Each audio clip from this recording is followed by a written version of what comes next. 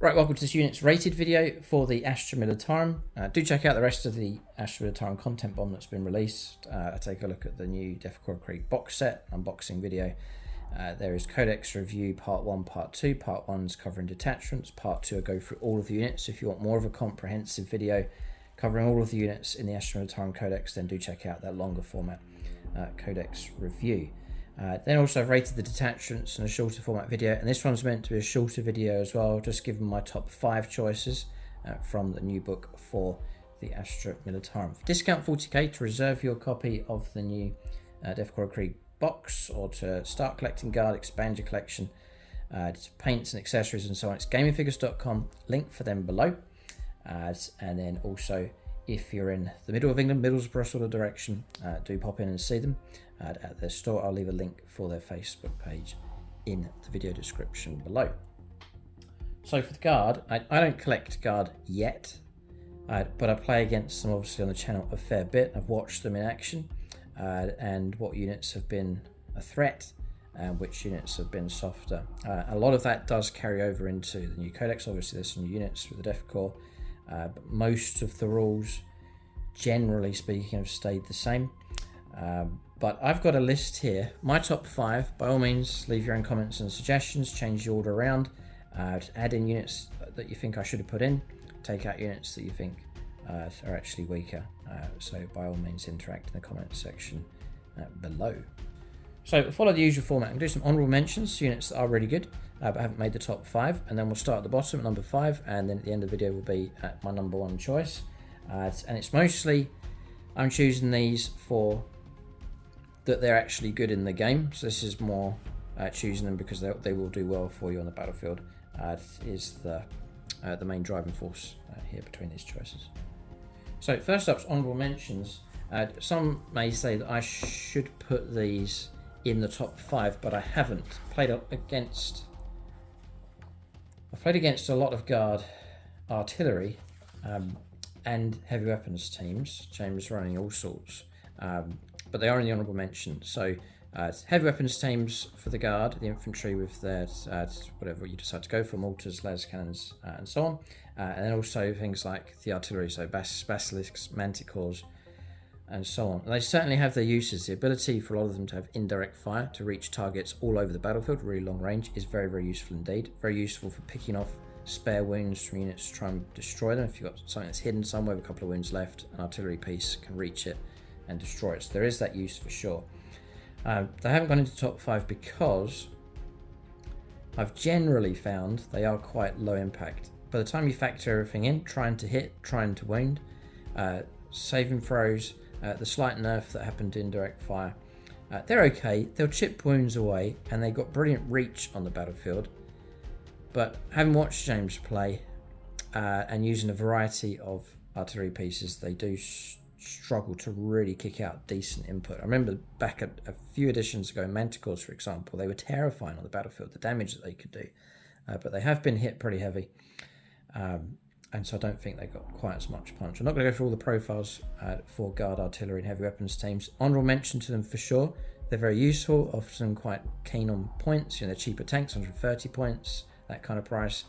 Your artillery teams like 60 points for like 3 bases of artillery. It's a cheap way of getting some heavy weapons into your force. We're going to give them an honourable mention without having to go through all of the profiles. That's just my take on it. I think they're quite low impact compared to other units, and so they don't make the top 5. Controversial start, I suppose.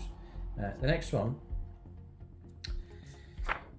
is a unit here. Yeah, I really thought these were very impressive in the Codex review. Gaunt's Ghosts, very, very useful unit. I think they're 100 points. A unit that's got infiltrators and lone operatives. A brilliant combination, plus stealth on top of that as well. It's a brilliant combination for 10th edition. You can infiltrate them into the battlefield, and then they're very useful like for snatching an objective very early on, or a nice quiet part of the battlefield. Then on top of that, if the opponent tries to gun them down, they've got to get within 12 inches to try and flush them out. Plus, it's a squad that's got a good number of models. It's interesting how each of these infantrymen has 2 wounds. There's a fair few wounds to try and get through. 10, about 13 wounds to try and wipe out the squad entirely. So useful enough from a tactical point of view. A lot of choices I've gone for in this video is sort of tactical choices going to help you get points in the game to try and bring about victory. So by all means not the toughest, and they're not going to be amazing in close combat or shooting, but as a tactical asset, honourable mention for these. I think they're very useful to have on the battlefield. And then hobby-wise, great to see them back. Great to see these fantastic sculpts. But I'll press on. Then we have an honourable mention to Ling Russ Commanders are good. But I can't... Yeah, I'll mention here Lord Marshal Dreer. I think is really good. He's 80 points for him, so it's cheap enough commander. Some great perks to him. You're going to be able to issue 3 orders to regiment units nearby. Fantastic. He's got built-in feel no pain. He's tough to kill. This put him in the honourable mentions. When he's brought down on a 2+, he'll get back up again with D3 wounds remaining. Fantastic model's going to get back up. Really good. And if he can stay alive and keep issuing those orders out to units, it's really going to buff your army. So sort of good buffing choice for your force. Tough enough with 6 wounds, 4 up save, 4+ invulnerable save. Toughness 4, 10-inch move is nice and quick.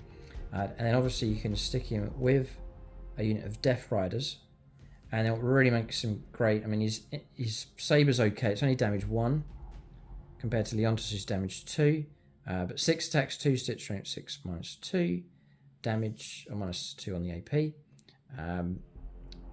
And then a few extra attacks with the Savage Claws as well. Strength 4, AP -1, 2 attacks coming through at 4+. But the icing on the cake for him, each time this model's unit makes a charge move, so your Death Riders, at the end of the turn, melee weapons get devastating wounds. Now, with devastating wounds, Death Riders are equipped with sort of a lighter weight weapon, but can have loads of attacks. So that's going to suit you for devastating wounds. So Death Riders, they're cheaper than Rough Riders. They're lower impact, but with the Frag Lance you get lots of attacks. D6 attacks each. So like a squad of, well, 5, squad of 10, you get like 10 D6 attacks coming through with those. That's a lot of attacks, and if Devastating Wounds kicks in with that. Any other kind of buffs that you could get, any kind of rerolls available, especially on wounding, would be very, very useful indeed. 3's hit as well, weapon skill's nice and high. Strength 4, AP -0, damage 1. But deadly against hordes. And with Devastating Wounds, something that's lingering on a few wounds, 3, 4 wounds left, a charge from these, whatever it is, they'll mow it down with those Devastating Wounds coming through. Yeah, so it's a good combo, and pretty cheap really. And they just look fantastic. The sculpts are amazing. So honourable mention for Dreer, and with the combo with the Death Riders. Then whilst we're on this page, honourable mentions to these units here as well. Castellant Rough Riders, a great unit choice as well. I still rate the Hunting Lance, the ability to choose between anti-horde or anti-heavy targets with the Hunting Lance. Both get Lance abilities, +1 to the wound roll on the charge. Frag tip, D6 attacks each, again 3 stitch, strength 4, AP 0/1 damage. But then the Hunting Lance, you can go for the Melter tip, which will be just the 1 attack, 3's to hit, strength 9 -4 and D6 damage, which is great. With Lance +1 to the wound rolls, it's really going to help them out.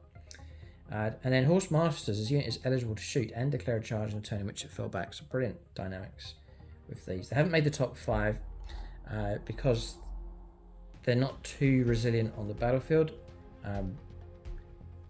They can be, I've seen them brought down quite often, quite hastily. There's not much durability, there's no invuln save for them. If they're touched first in close combat, they can find themselves in a lot of trouble very quickly. But if they get a real good charge in at full strength, they can be dangerous enough. So I give them honourable mention for sure. Great bodyguard for Leontus as well. Honourable mention also to Rattlings. Some may say, well, these should be in your top 5. Rattlings are very good. Again, amazing resculpts here from Games Workshop. And this is a dream for guard players. I mean, look at this page here. Resculpt. It's resculpt, new models. I think these were there from Forge World in resin. And so, you know, brilliant options now for the Astra Militarum. So with Rattlings, great on ballistic skill. 3's to hit with their sniper rifle or the tank stopper rifle. You can take one of those. if you have a squad of 10, like the full squad across here. The little dog gives you lethal hits. It's 1 use only, I believe, once per battle. They've got stealth, they've got infiltrates, a lot of good tactical options going on with these. They then have the ability for shoot and scud, but that's, if they didn't have that, I don't think I would have given them an honourable mention, but that's the ability for them to shoot and then disappear. It really helps. In your shooting phase, after the unit is shot, if it's not within engage range of enemy units, it can make a normal move as if it was your movement phase. If it does, at the end of that turn, this unit is not eligible to declare a charge. I mean, it lets you shoot and then disappear behind something. So if you choose your terrain carefully, you can shoot and then disappear with them, which is really going to help keep them alive. And it's a cheeky thing to do, but it's really fluffy. I think it fits with the lore of them. They're able to shoot and then disappear. I haven't put them in top 5 because they are as soft. I mean, if you sneeze on them, they disappear. They just, there's almost no point doing melees against anything. They're just toughness 2. There's no save, there's no 1 save, 6 up save. They just don't stand much of a chance. So they're easily flushed out. And I think you'll find that frustrating. It frustrates James in games where you take rattlings and they just die so quick. So therefore I'm not going to put them in the top 5. They're just very fragile. Useful, but fragile, and super fragile units are not too helpful when it comes to trying to survive with units on the battlefield. So I've got one more honourable mention. There's plenty of units that came close, but I sort of tried to keep it to a limited number. Solo Lord Leontus, great sculpt, very interesting, completely different type of model to have in your guard force. Number of good things going on with him. So you got a lot of wounds with this guy. 8 wounds, 3 up save, 4+ invulnerable save, toughness 4. He's got 12-inch moves, he's very quick. Lots of wounds, hard to kill. Invuln saves great. In close combat, fantastic. Conquest sword, 6 attack, steam 2, strength 6 -2, 2 damage. So pretty good. Good at cutting down marines. So then on top of that, you've got the Lord Solar. So in your command phase, you're going to gain a CP. Always welcome, always very, very useful. You've got the Collegiate Astralex. After both players have deployed their armies, this is one of the reasons why he's made it here into honourable mentions. He's borderline. I almost put him in the top 5 here because I think he is really good. I think he's only 100 points as well. So after both players have deployed their armies, select up to 3 Astra Militarum units from your army and redeploy them. So, strategically, really dynamic, really good. And you can set those units up in strategic reserves if you want to as well. So you can redeploy them on the battlefield or just put them straight into reserve and then bring them on later. It's a great option to have in your back pocket for certain situations, certain scenarios that you're in. So his ability to do that. And then on top of all of that, you can issue 3 orders to Astra Militarum units as well. It's just kicking out orders all over the place. This is the kind of model you want to keep alive. Putting those orders out throughout the entire game. And there is a semi-decent backup unit as well. If there's stray enemy units that are weakened, they get through to your lines, you can charge him in. You've got some kind of unit for your guard that will happily plunge into close combat. Survive pretty good. And then be a welcome presence in the heart of your army. And then you can put him with... Well, this is the other great thing about him. He's very flexible as to who you can add him to, depending on how you want to run your force. You can put him with Rough Riders, or the natural choice, put him with other cavalry. But you don't have to. You can put him on horse with Cadian shock troops and bury him in amongst the ranks of your regular guard. You can go with Cadian jungle fighters as well. You can go with Korps of Krieg, Death Riders, Cassin, you can go with them, and Krieg combat engineers as well. So there's some great combinations that you can make with him as well. So I think this is a real good unit. Very close to making it into the top 5. Perhaps he should have been. And then on top of that, fantastic model. Okay, so my choices are going to be, they'll be controversial, but I'll do the best I can. And this is coming off the back of playing against the guard. As I should mention these Sentinels, they haven't made the top 5, but they're as solid for a walker, like a base of a 2-up save. 8 wounds, 7 wounds, toughness 8, 8-inch move. Some great abilities with these. For the armoured Sentinel, each time this model makes an attack that targets monster or vehicle, you can reroll the wound roll. Rerolling wounds, fantastic. And then there's an ability here, daring recon as well, with the scout Sentinels. But I'd say armoured Sentinels, really good. You can equip them how you want. You're going to get that hunter killer missile with them as well. They're hard to get rid of, and then they're cheap enough I think about 75 points for them. And again, the resculpt is fantastic. Real big model compared to the previous Sentinels that were available. But honourable mention for sure for the Sentinels. We're heading this direction. It's loads. I mean, the Lim Russes, the Demolisher, the Exterminator. Honourable mentions to them as well.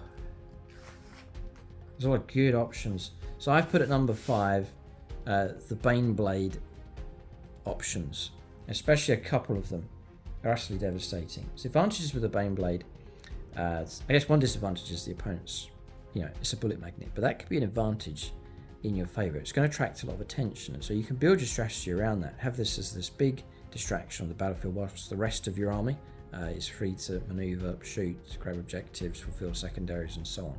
It's a great theme to have in the heart of your force. If you magnetise it carefully, you can, like James has done, I think you can pretty much go for most of the loadouts from the one kit as you move around the different options. Currently, the two good ones, I think,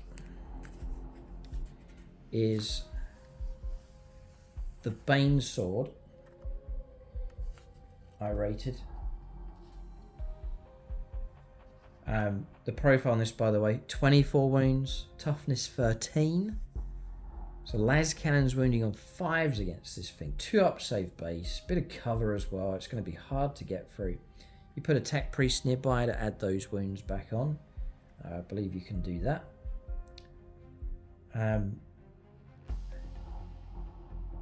You've got the ability to cause mortal wounds with this one, with the Bane Sword. So, loads of loadouts. Just go for the main weapon, the Quake Cannon for this one. Blast. And ignoring cover, which is so useful in 10th edition because most units get cover all the time, just the way the rules work. 72-inch range, got the board covered with this. D6 plus 6 shots, anywhere between 7 and 12 shots, and then, if not more, with Blast. Force for hits. If you do get those hits, though, strength 16, AP -4, and straight 4 damage. Horrific damage available from that. The other one that hits really well, I think, is the Storm Sword. Again, ability to cause mortal wounds with a concussive wave. But the Storm Sword Siege Cannon, range 48, still got the ball well covered. D6 plus 6 shots, still incredible amount of shots. Again, ignoring cover, which is mad. Blast as well. Force for hit, strength 16, again AP -4, and D6 plus 2 damage this time, so even more deadly. Between 3 and 8 damage each. That's like D6 plus 6 shots. It's terrifying. Real hard hitting weapon on the battlefield, so I've rated that one. And then you've got the Shadow Sword. If you can get it to hit, it's a bit scary. It's only D3 plus 1 attacks, but if they do hit, strength 24, AP -5, and 12 damage. The opponent has to deal with these Bane Blade configurations. If they don't, and if it's allowed to freely shoot and dominate the table with its OC of 8 during a game, you can dominate the board with one of these things if it doesn't die, especially turn 3, 4, 5 if it hasn't been dealt with, and the opponent's lost half their army and this thing's still sitting there. There's trouble on the board for sure. I'd say the Shadow Sword is very, very, very anti-tank with damage 12. What if you're up against like heavy infantry and there's hardly any tanks? It's sort of out of the picture a bit. Or if armor targets have been destroyed and it's sort of no big heavy wound stuff left. So I would say for the variety of targets, I would go for the Storm Sword or the Bane Sword, because whatever you shoot at, all the way from the heaviest of vehicles through to the heavy medium infantry, is going to find itself in massive trouble. You're going to hammer any type of unit from one turn to the next with that volume of firepower and that volume of damage. So I rate them very highly indeed. So they've made it a number 5. And if you're a guard player and you don't have a Bane Blade, it's like you have to get a Bane Blade at least. So perhaps your excuse to get hold of one of those. Just throw it into a game and see how it gets on. But there'll be times in games you think, I'm glad this model is with me on this day. So, but it is a bullet magnet, as we've seen in some of our games. So I haven't put it right there at the top. The next is completely the opposite. I'm trying to choose units that are a variety here. So units that are tough are going to fight hard. Other units that are going to help you tactically and like the structure of your army is going to help you out. I think some of my choices might surprise you, especially at number 2. But I've got my reasons for it. So the next up's the Castellant. The Cadian Castellant. Because this is completely opposite. This model's not going to go around destroying stuff compared to the Bane Blades. Totally opposite idea with him. I think he's about 50 points. He's 45 points. So you're just thinking of the points value here. 45 points. It's peanuts. I'm not going to read out the profile or his weapons or close combat. That's not why you're taking him. You're going to bury him inside a unit of shock troops or Cassin even. So you're taking him for his buffs. First one, senior officer. Whilst this model is leading a unit, ranged weapons in that unit have sustained hits. So he's going to buff the unit, giving them 6s popping extra hits with all of their weapons. That is excellent. Then he's got to get back in the fight. Whilst the model is leading a unit, that unit is eligible to shoot in the turn in which it fell back. So now you've got fall back and shoot. Again, it's excellent. So he's going to give some real good buffs to whoever you decide to put him with. And then on top of that, you can issue 2 orders on the battlefield as well. So this is a very, very cheap HQ choice that's going to give some decent buffs to your units and then kick out a good steady amount of orders. It's a unit that's worth trying to keep alive. But at the end of the day, if you lose him, it's 45 points. And so it's a very cheap investment for your army. It's going to give you a nice bit of structure and a decent buff. Plus, on top of that, he's an unnamed character. So therefore, whatever detachment you choose, he's a candidate for taking an enhancement. So a further ability you can stack on top of him for whatever combination you decide to go for. So I think it's real good options with the Castellant. Plus, I guess whatever weapon you decide to give him, he's going to be pretty good at using it in close combat and then for shooting as well. So the Castellan's in. Very useful. Totally the opposite to the Bane Blade, but certainly I think has his use on the battlefield. So put him in at number 4. Next, at number 3 is an infantry choice. And it's Honourable Mention, Korps of Krieg Infantry. Really good. But I've chosen Cassin here. Again, amazing resculpt from Games Workshop. So you've got, you can take a variety of weapons with them. They're a bit tougher than your regular infantry. They go great inside chimeras, where you can protect them a little bit and then bring them out as you need them. You've got scouts, so a bit of manoeuvrability with those. Warrior Elite, once or better at the start of any phase, you can select one order to affect this unit to the start of your next command phase, in order to any other orders issued by this unit to, by an officer model this battle round. So they can activate their own orders. That's fantastic. It's guaranteed. Your officers might be wiped out, but Cassins, you can rely on them just to give themselves their own orders. Bear in mind things like their ballistic skill here is already on a 3+, so they really are quite good elite infantry. So you can lay down some pretty good volleys, firepower, then whatever combination you want to go for. I'm not going to run through all of these. And then on top of that, another officer somewhere can still issue an order on top of that as well to give them further buffs. They can be joined by characters such as Castellans to give them further buffs on top of that. Stratagems on top of that as well. And then the icing on the cake that pushed them in to my top 5 points, by the way, 100 points, so cheap enough. That 100 points covers all the loadouts, but there's the icing on the cake was they have the grenades keywords, the ability for them to chuck grenades. That means they can sting any type of unit that comes within range, and add on top of that the melter mine once per battle at the start of any phase. And it's kind of weird, at the start of any phase, so the opponent's command phase, their charge phase, you can select one enemy unit within 3 inches of the bearer and roll a dice or a d6. On a 2+, they'll take d3 mortal wounds. And then get this, if it's a vehicle, it's 2d3 mortal wounds, anywhere between 2 and 6 mortal wounds. If you stack grenade stratagem on top of that, all of a sudden you could half destroy a tank with those abilities. So I think they're a fantastic unit. They really are good. And there's lots of options available with them. But the ability to chuck out mortal wounds, built in with the melter mine, plus grenades, you got yourself a very, very useful infantry unit. I guess you could even flank with them as well. I wonder, let us know in the comments section, once per battle at the start of any phase, you can select an enemy unit within 3 inches of the bearer. What if you get charged? and the opponent's within engagement range, they count as being within 3. It's not really a shooting attack. Could you still activate that? So you get caught out, you get charged, and then you just activate the melter mine straight away. Something to think about. If you can do that, then that's even better. And it's as soon as the enemy unit strays within that 3 inches. It could be an ongoing combat that you're in. It could be the opponent's just moved near you, and then as you start the shooting phase on the opponent's turn, you then say, well, I'm just going to activate the melter mine now and then kick out those mortal wounds.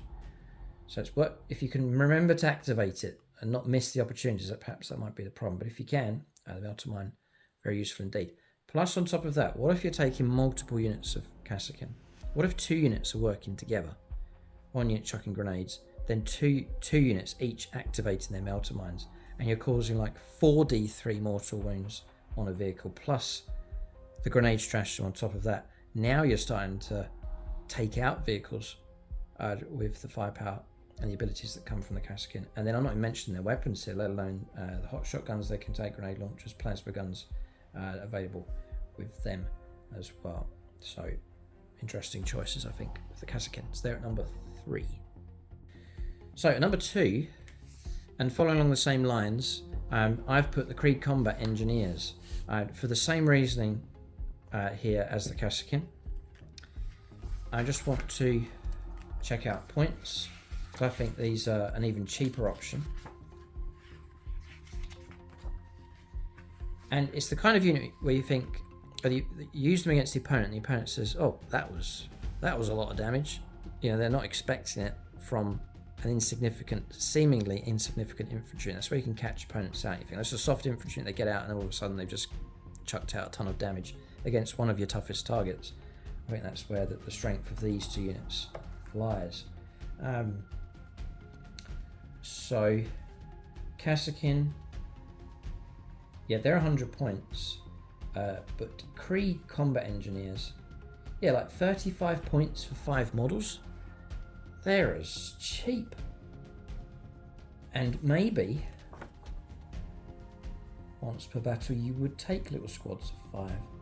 I'm even thinking now, what if you took, it works to your advantage maybe to take like 2 squads of 5 to work together.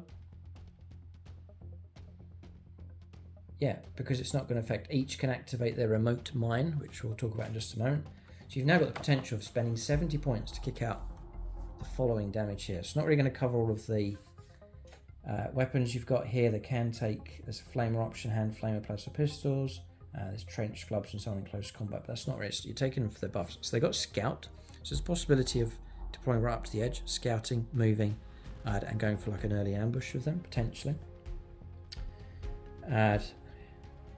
So again, this is this combination as we've seen with the Cassins. They do have the grenades keyword, so the grenade stratagem is your friend. Then on top of that, the remote mine. Once per battle, at the start of the shooting phase, you can select one unit within 12 inches of the bearer. So this is now done in your shooting phase, but you can plan for that, and you've got brilliant range with this. You've got a nice stretch of 12 inches this time. Roll d6 on a 3+, enemy unit suffers d6 mortal wounds, or d3 plus 3 mortal wounds instead if it's a vehicle or fortification. So it is a 3+, there is that slight chance that's not going to go ahead most of the time, or you have a very good chance that's going to go ahead on a 3+. So it's certainly worth taking multiple units. 3 units working together, 35 points time. One of them fails a 3+, 2 go through. If 2 go through against a vehicle, that's going to give you 2d3 plus 6 mortal wounds. A Lehman Russ that you've spent 180 points on, usually like with a battle cannon for example, and other weaponry, I think it's usually going to struggle to do that kind of damage against a heavily armoured target, whereas a cheap multiple 35 point units can kick out the same damage at next to no cost on the battlefield. So super cheap. You can drive them around in chimeras, ambush on flanks with them as well, go for kamikaze remote mine charges with them, scout 6, move 6, stretch of 12. Brilliant. Super effective in points. And mortal wound, a big fan of mortal wounds, because it just bypasses everything. You can have the best toughness, best armor save, you can be in cover. doesn't matter. Mortal wounds are just going to get past all of that. So it's kind of a universal damage. Whatever it is they touch, mortal wounds are going to cause trouble. And so that gives you great options on the battlefield. Whatever you need to destroy, your combat engineers are going to be good at destroying that target or stripping wounds away very effectively. But I wouldn't rely on 1 or 2 units. I just go for multiple units. So you could have like 3 chimeras with 2 squads each of those, and then just go and melt targets with them, or go super cheap, just have them flanking for 35 points at a time. Brilliant, really good. So that's combat engineers. I've rated them at number 2. Soft target, throwaway target, but a real sting in the tail for those. So for number 1, swinging back in a different direction, this time going back to heavy armor. So you've got soft, expendable, throwaway, but hard-hitting units. But the Guard can also have very tough, durable, and hard-hitting units as well. Like we've looked at Bane Blades already. But I'm going to make one unit the king here for this video. And it's the Rogel Dawn. You've got the Rogel Dawn or the Commander option. I've played against these, against multiple Guard armies. Ray Cross's army, James's army, running the Rogel Dawn. And time after time, I cannot kill these things on the battlefield. And if you've got a unit in your army that's very, very hard to kill, it's a fantastic asset to have on the board. And similar to the Bane Blade, but a lot cheaper. If the Rogel Dawn, comparatively cheaper, if the Rogel Dawn can survive from one turn to the next, especially survive in good health on turns 3, 4, and 5 and dominate the board, that's going to usually put you in a real good situation for the Guard. So I put the Commander in, but it's the Rogel Dawn family. You've got, with the Commander though, you get called shots, it's called. Each time's model is selected to shoot. You can reroll hit roll, great. You can reroll wound roll as well, and you can reroll damage roll as well. So that's like really helping you out. And the ability for this one to issue 2 orders as well to affect other units nearby with him. And then just the profile, 18 wounds is a ton of wounds. OC 5 is really good. Armor Saver 2+ is fantastic. Toughness 12 is fantastic. And 10-inch move. And you've got all these loadouts to go for.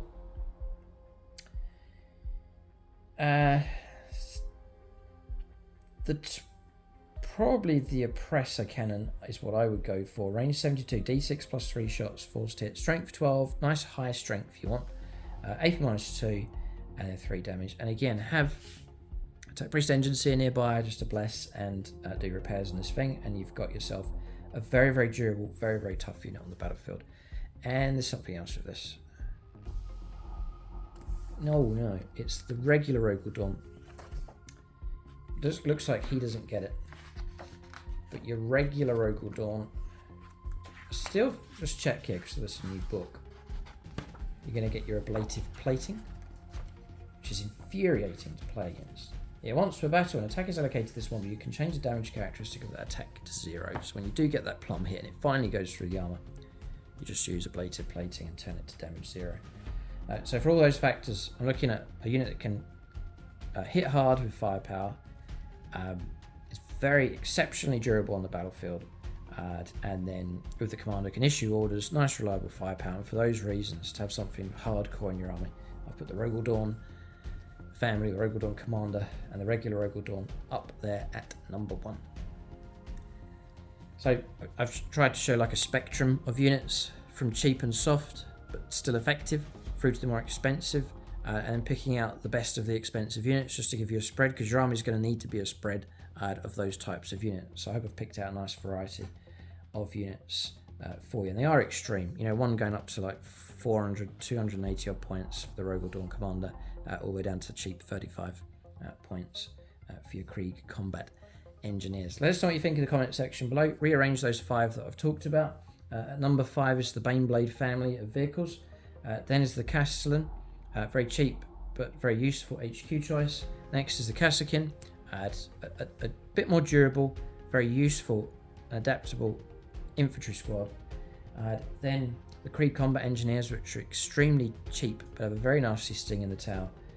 And then the Rogel Dawn tank commander, the regular Rogel Dawn as well. A very, very tough unit on the battlefield. It's a great, reliable firepower available from that as well. So that's my top 5. Honourable mentions we've covered as well in this video. Let us know what you think in the comment section below.